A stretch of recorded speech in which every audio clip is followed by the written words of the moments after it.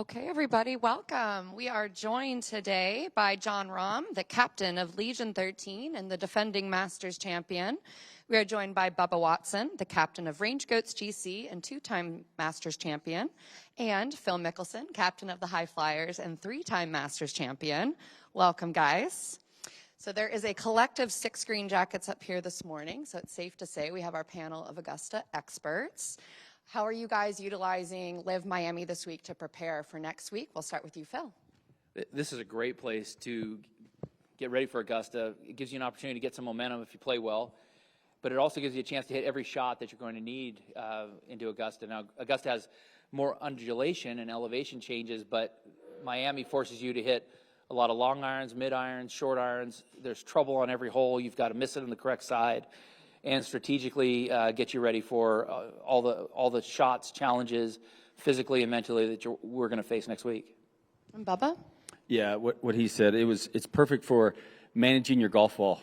That's what you have to do at Augusta, and put the ball in the right spots. And like he said, there's difficulty on every hole out here. And with the wind up, I mean, the wind gets swirling in Augusta sometimes, and so there's a lot of things that you can take from this and learn from and try to manage it, but then you show what you need to work on going into next week as well. Jon, I know this is your first time playing at Doral, so what are you kind of hoping to get out of this week in preparation for Augusta? Well, I haven't seen the course yet, so not much I can say in that regard, and they've pretty much covered everything, but I've seen this tournament or tournaments here many times on TV, and I know how much of a challenge it can be, and I think having a high-quality golf course, a high-quality, challenging golf course before a major can be a great thing to get yourself ready and maybe work on some of the shots that you may need the week after, like they were mentioning, and just simply, try having to execute those shots in competition setting before you go to a major can be really beneficial. So we have 13 LIV players that are playing next week. Last year, first, second, third, and fourth place were Jon Rahm, Phil Mickelson, Brooks Koepka, and Patrick Reed, all LIV golf players this year. What do you guys think the odds are of a LIV player winning this year? I'll start with you, Jon. Oh, that is a very hard question to answer, but there is quite a few major champions in LIV, and there is a few that are major champion quality golfers. So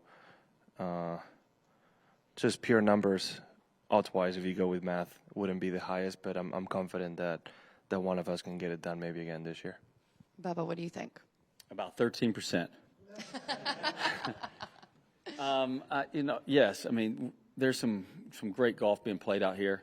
There's some great golf being played on the other tours, and so it's going to be a battle, but at the end of the day, that's individual. So we're pulling for our friends, no matter where they play.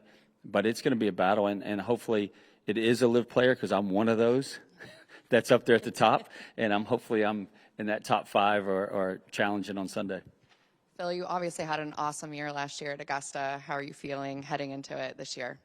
Yeah, I'm looking forward to it. I obviously love the place, but it's a course where I feel I don't have to be perfect, and so when I go through the gates and drive down Magnolia Lane, I kind of relax a little bit, because if we miss it on the right side of the hole, given the pin placement, if we miss it on the correct side, we can still salvage par utilizing our short game. We still have shots like the shot Bubba hit in the playoff where you hook the wedge on 10 to 10 feet. You can still be creative and recover at Augusta, which is why I think it's so fun to watch, is the recovery shots there are so exciting, because the trees are high enough where you have a swing as opposed to taking an unplayable lie or wedging out. And so I think that adds to a lot of the drama of Augusta. And you also then don't have to be perfect. So if you hit a bad shot, you can still recover if it's in the right spot, given the pin. So if you play it strategically, know how to play it and where to go, you don't have to be perfect. We've got a room full of international media who came here to talk to you guys today, so I'm going to kick it over to them. Maybe we'll start with Tom.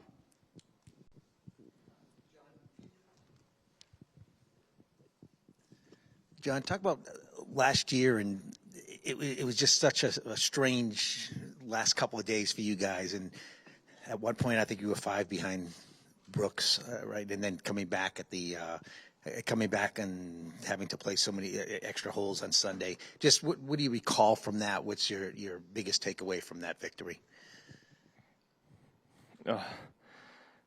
I think the moment you're referring to, I think it was on 7 when they called it. I was 4 back. And 5 minutes into the next day, I was 2 back, right? So it's hard to say because if it was very unusual with all the stoppage and all the weather, it was a very different Sunday, right? So it was very much about dealing with the elements and going about your own business. You almost had to think about really is the end of the 3rd round and then focus on finishing strong and then playing well the rest of the 18 holes, right? So in my mind, I had to really separate those 2 days, put yourself in position, and then Sunday round in the afternoon, try to get it done. My biggest takeaway, it's hard, I think. I keep going back to some of the up and downs that I made. I mean, Phil was mentioning it. It is a golf course in where you are allowed to miss. I know he's explaining it way too easily in the right spots, but if you're in certain spots, you might be able to get those up and downs. And there's 2 moments, I think, to the up and down on 6 to get the lead for the first time, and then the second shot on 14 from the trees, which, like he explained, you have room. You still have to execute, and there's trouble lurking everywhere. But hitting that shot to 4 feet and making the birdie putt to take that 4-shot lead with 4 to play were the 2 key moments of the tournament in my mind.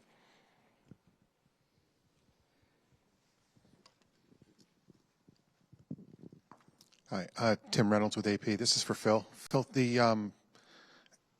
it was a lifetime ago, obviously, but it seemed to me that Doral week in the past was that week where guys would take that Tuesday trip to Augusta and try to sneak around in or something like that.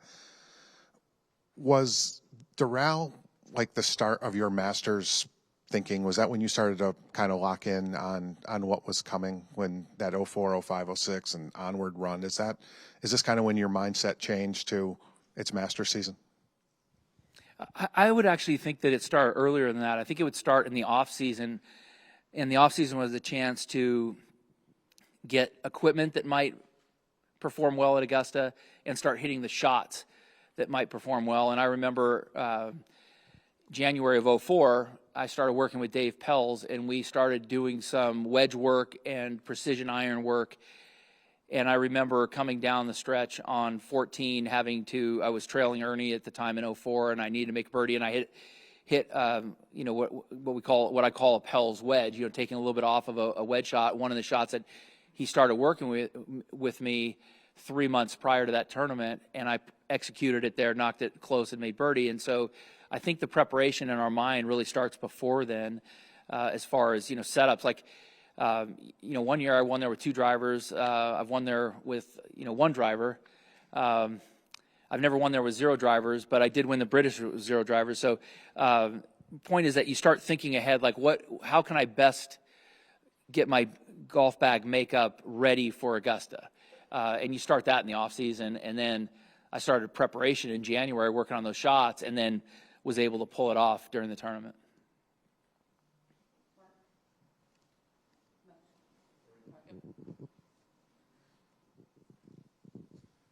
For Phil and John, Rory yesterday said he doesn't believe golf in its current state is sustainable. Do you agree with him, and do you think that the circuits need to be reunited? Go ahead, John.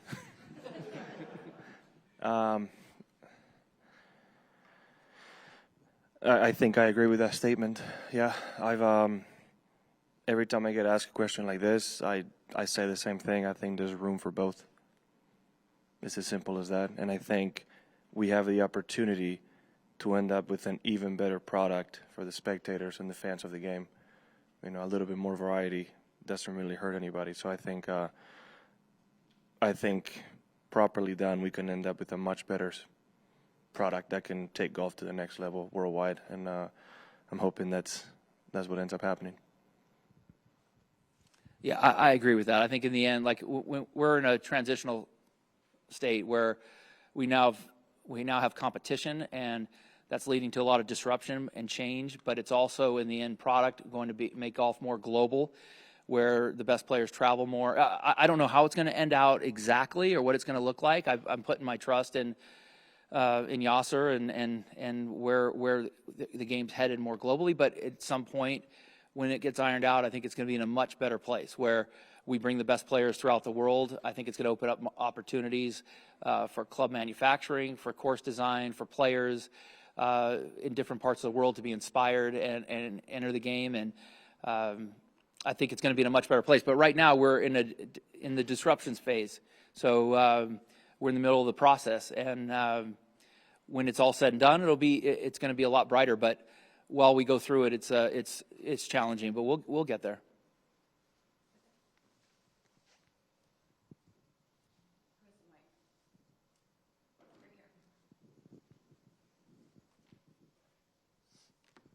Hi guys, George Willis, New York Sun.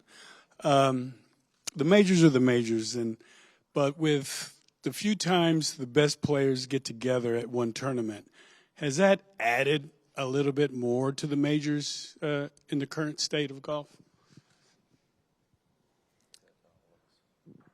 Bubba? What was it? I blacked out there. Yes, majors are the majors. I mean, everybody wants to win those. It's not about who's there. Yeah, I mean, people can say, we want the best fields, we want this. I want trophies. You know, whoever's there, I want to win. I want to win this week, right? I want to lift the trophy. I mean, I play in my club championships at the courses I'm members at, right? And I lift that trophy and make fun of the members that I beat, you know. But so, you know, competition is competition, and that's why we're here this week. It doesn't matter who's in the field. You just want to win.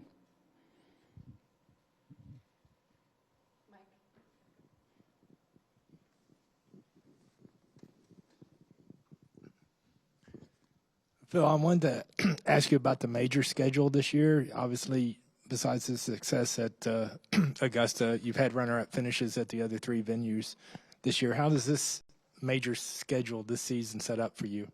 I think it's awesome. Like, I can't wait for the next 4 months. Right, starting today, the next 4 months of golf are exciting with the four majors and some of our best LIV events. Here in Miami at Doral, one of the best courses in the world, and then going to Adelaide, which was one of the most exciting experiences I've had in golf, one of the coolest atmospheres. And so going to Valhalla, where I was a shot shy, and going to Troon, where I played really well and just got beat by Stenson. And then Pinehurst, where I had a very emotional experience. I can't believe it was 25 years ago, but it's a course where short game can shine there with the crown greens and so forth. I feel like there are courses that give me an opportunity to have some good finishes if I perform well. And John, I think this is the first time since 2017 that you've played the week before Augusta. Have you changed any of your approach this week? Is that true? 17.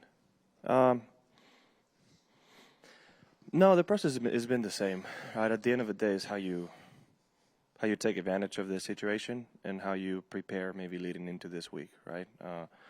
I actually was kind of glad to have a tournament this week, because going into Augusta defending is really the first major championship I'm defending on the venue. So being at home this weekend could have been a little bit more challenging on, you know, trying to control those thoughts. But having competition, you're here to do your job, and it's great practice towards next week. So I think in any way it's going to help.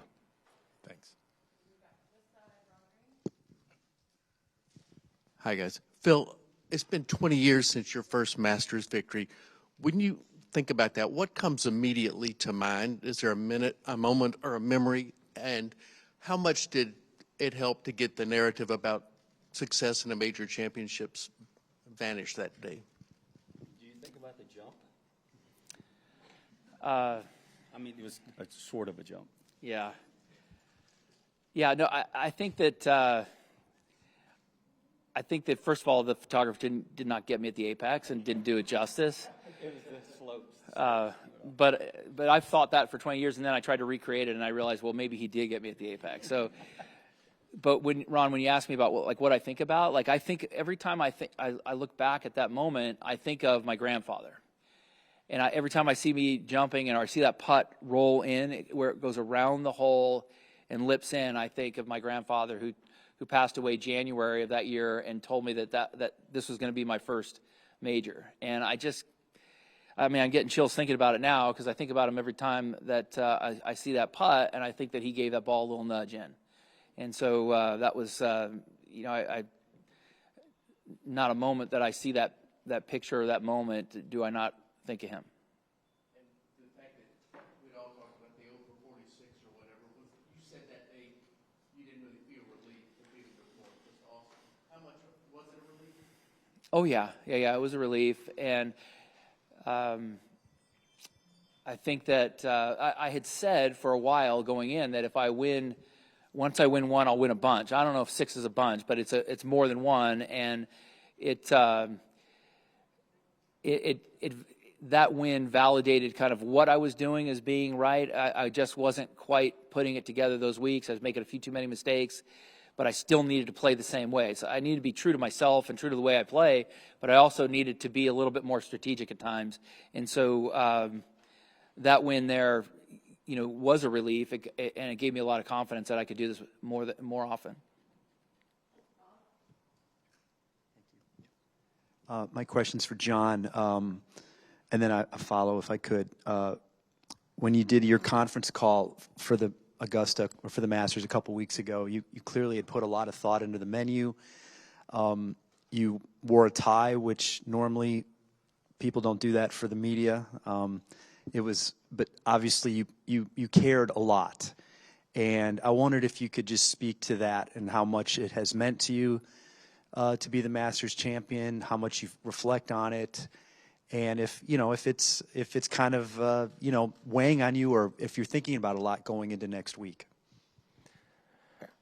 I wouldn't say a lot of thought, because I think for a long time I knew the idea of what menu I was going to serve if I ever were to win. I wanted to showcase a little bit of where I come from. And to be fair, Chef Jose Andres was a lot of help, but like a good head chef, he took over immediately. So, he did a lot of that.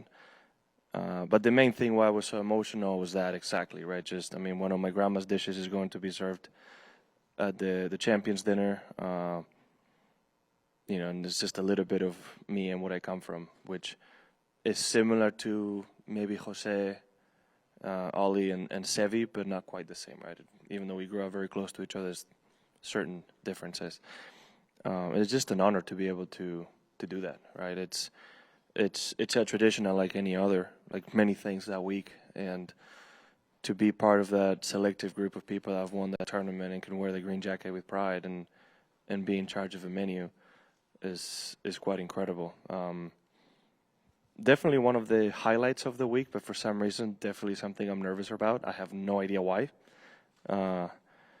But it does seem a little daunting having to stand up in front of that group and give a speech, even though I know every single one of them has been in my position, some of them more than once. So, I don't know, it just seems you're going to be in that room with the legends of the game, still active and non-active, and that's something really cool to be able to say and be able to share. Have any of you guys been to Augusta this spring? And if so, can you just talk about what it was like? Any changes? Anything? Or was it just a fun round? Or was it more to try to learn something? I've been there. Yeah, I wanted to go back at least once before Masters Week. I didn't want the first time back at Augusta National to be tournament week, right? I wanted to get a lot of those emotions out of the way, and also see the golf course, see if they've done any changes. Pretty quickly when the scored guide came out, I got a million texts saying that it was 35 yards longer, and well, we're going to see what they added and what they changed. It's a bit of both, right? I'm trying to see the golf course and learn a few new things and learn what they've changed, and just trying to have fun. I was able to, a member who hosted me, I was able to bring one of my best friends and share that experience with them, right? So it was a bit of both. It was a bit of both, but mainly in my mind was just kind of getting to experience those emotions of being back, going to the Champions locker room, seeing my name up there, etc. When was that, John? That was last week. Okay. Yeah. Phil, have you gone? I was supposed to go last week, and something came up. I didn't, so I have not been there. I'll get there Sunday night and play a little bit more on Monday, Tuesday, Wednesday than I normally do. And Bubba, have you? No. Thank you.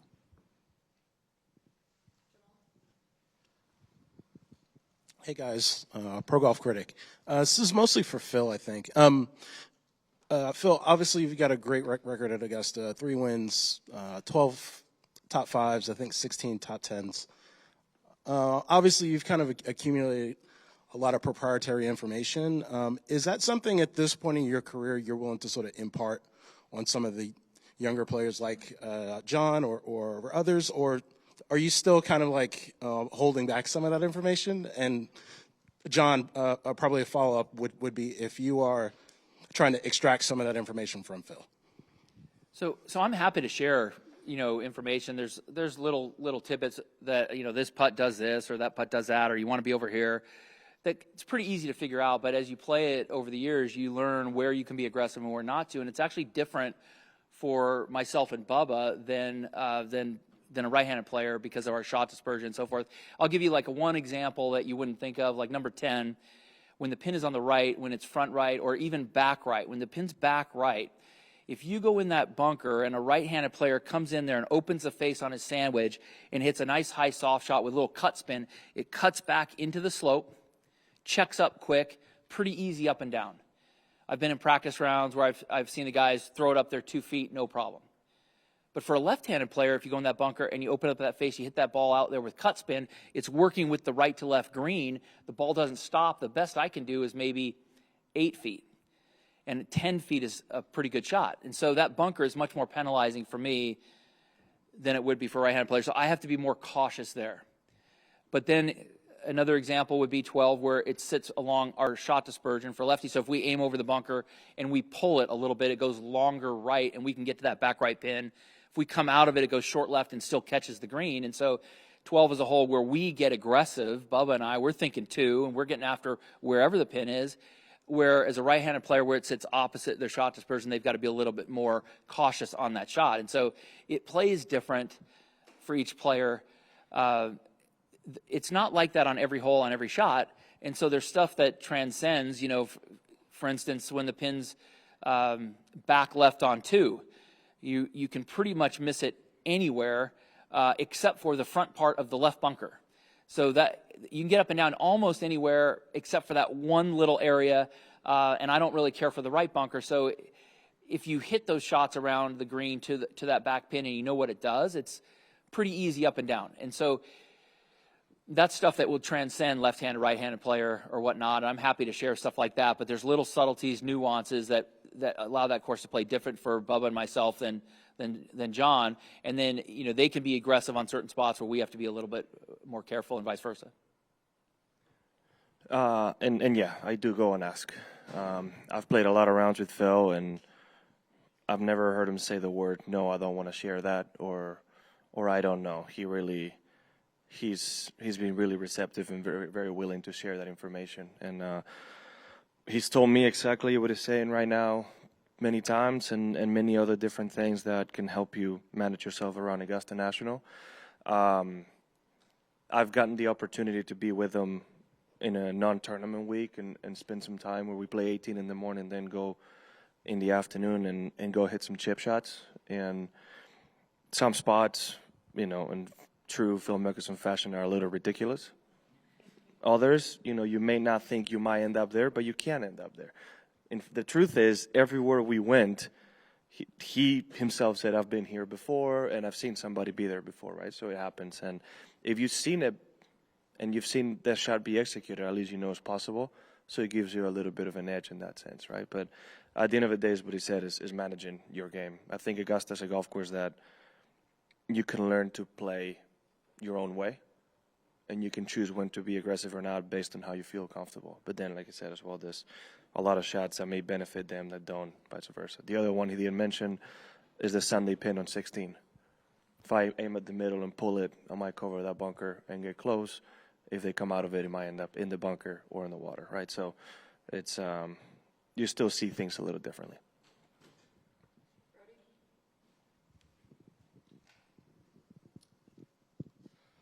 Phil, Brody Miller with The Athletic. I mean, you said it's the disruption phase, and I remember on Twitter you joked that, it's move 6 out of 37 or something. I mean, how much of the past few years has kind of gone how you expected, in golf, and where do you want it to go? Is it on that path?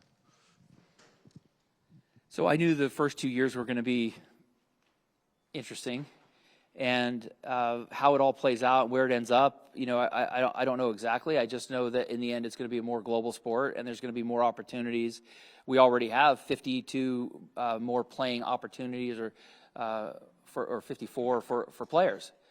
That's 54 more job opportunities that we didn't have before, and they're on a more global scale. And so we're bringing high-end, world-class professional golf, different parts of the world, and open up opportunities in those countries and getting young kids to see it firsthand the way we did when we went to our local tour event and saw the pros for the first time and got inspired. And so I don't know exactly where it's going to end up, but I know it's going to end up in a more global environment. And one of the challenging things about golf that we don't talk about is that pretty much everybody here, we all watch football.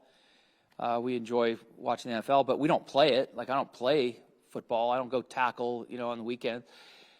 And nobody here does, but we all watch it. And golf, a lot of our viewers, almost all, a huge percentage of them, they all play golf. And how do we get golf to people that don't play golf? Like, that's one of the challenges that is quietly being addressed with ideas and so forth. And I think that there's going to be some things that will appeal in the end to people that don't necessarily play, that still now want to watch and be interested in the game. And so those are some of the areas that are being addressed quietly, haven't been discussed yet, but those are some small parts that I think in the end we're going to have some ideas. We're already here at LIV, targeting a younger audience by decades.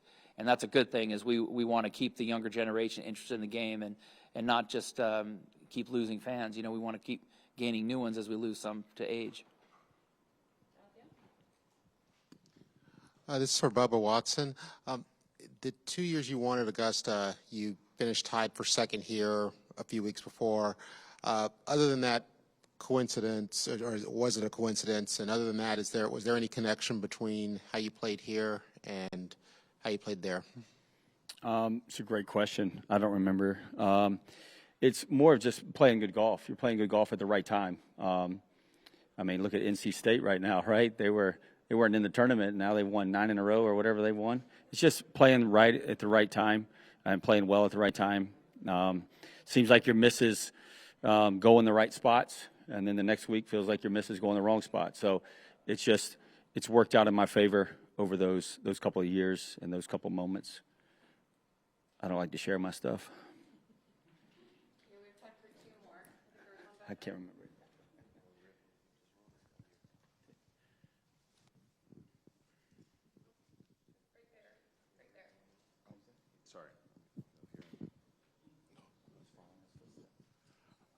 Hi. Question for John. Compared to a year ago, how do you come into this? Do you feel fresher? Do you feel sharper? Do you feel in any way different? And do you feel different? A lot has happened to you over this year. Do you feel a different person in some ways as well?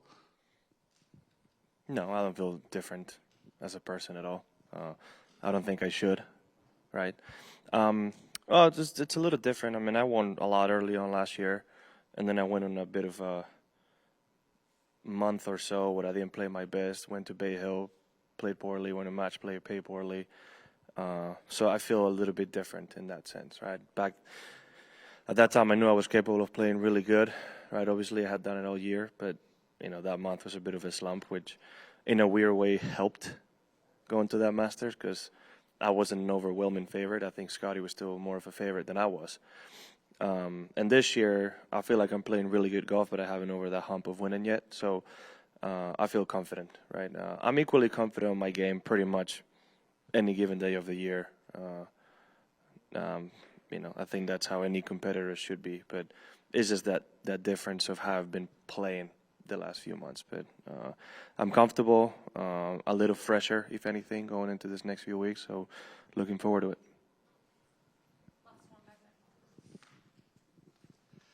Lee McKay, Pro Golf Weekly. This is my first time at a LIV event, having a great time so far. Bubba, Phil, earlier this morning I interviewed Peter Uihlein and Brendan Steele, and they both had glowing things to say about you as team captains. What has the team concept added to the LIV golf? Go ahead. I mean, they you've said done nice things about me or Phil. Yeah, no, Bubba, you've done a phenomenal job. I mean, you've created a great. That you were an inspiration, and Brendan said, Phil, that he's known you for years and you've had a tremendous influence on him as a golfer. Bubba, I'm going to let Bubba answer this because what he's done with seeing the energy and the way Matt Wolff carries himself, like you've done a phenomenal job on taking an incredible talent and giving him an environment that he's thriving in. You've had a great team success for a while. Like, why don't you answer this one? Well, the team golf is just it's college golf all over again, right? We love team sports. We pull for the Ryder Cup, President's Cup. And so team golf to me is where the future is. It's fun. And being a part of that, and like Phil just said, I love Matthew Wolff. I've known him for about 5 years, roughly. We very similar in the way we think, the way we do things, the way we process things. And so for me to share my experiences in life, he's not there yet. He's still 21 years away from being where I'm at now. So I'm trying to, try to help him before he gets to my level and he can make the right decisions better than me. So it's been fun. Obviously, the team atmosphere is a blessing to me. I get to talk to people. I get to hang out. I think it gets very lonely. It's kind of what Anthony Kim said yesterday. You feel very lonely, even though there might be a million people around. Individual golf does that to me, and obviously to Anthony Kim, it did that. And I think Wolff as well. And so being able to be a part of a team and spend time with some other golfers, some people trying to do the same things, you can bump ideas off each other. And so this is a joy to my heart, to my mind, to my own family, because they see the joy I'm having in this. And it's been a blessing to my family, being able to come out here and spend time with some guys and shoot the breeze, but try to play competitive golf and try to win. And having a young guy like Peter, Thomas, and Wolff, it's inspiring me. I've been working harder in the gym, eating better, trying to do things right where I can get better. Now I just got to figure out how to putt. But it's been a blast to come out here and be a part of this. And this is the dream that we've all saw and wanted to be a part of when we saw you see in the paper and reading it is one thing, but actually coming out here and living it and seeing the growth over the years and the growth of people around us buying into it. And I think you're going to enjoy this week too. Competition is real, and there's a different element, not just the individual, it's the team aspect, where on Sunday all 4 balls count now, and it's a lot of drama out there on a Sunday. Great. Thank you guys so much. Thank you. Thank you.